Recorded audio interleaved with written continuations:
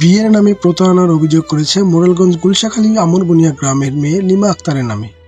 তার স্বামী বাসেত মাঝি অভিযোগ করেন যে বিয়ের কিছুদিন যেতে না যেতেই তার কাছ থেকে অনেক অর্থ এবং সোনা গহনা নিয়ে তাকে না জানিয়ে ডিভোর্স দেন।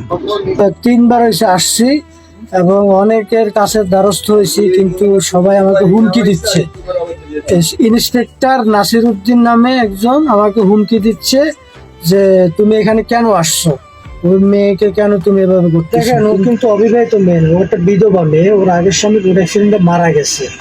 আমি অসহায়ত্ব দেখেও আমি তাকে বিবাহ করছি। বাসেত মাঝি আরও জানান, তাদের বিয়ে হয় মোবাইলে প্রেমের সম্পর্কে। পরবর্তীতে মেয়ের বাবা জালাল খান এই সম্পর্কে জানতে পেরে প্রবাসী বাসেত মাঝির সাথে পারিবারিকভাবে বিয়ে দেন। ওদের সাথে বিয়েটা হয় ফ্যামিলি সংরক্ষণের মাধ্যমে, কিন্তু এবার বাড়িতে বসে বিয়েটা হয়। 5 লাখ টাকা কাবিনে বিয়ে হয়েছিল, কিন্তু তারা উসুল দেয় 1 টাকা।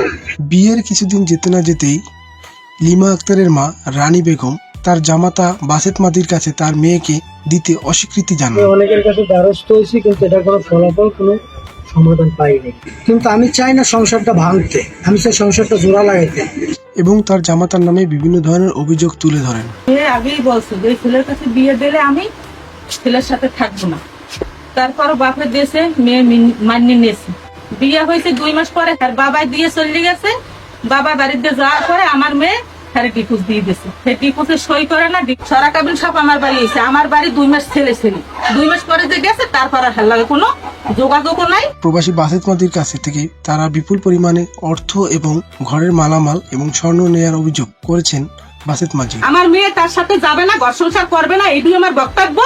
আর আমার মেয়ে এর সাথে কোনোদিন পোষাই থাকতে পারবে না।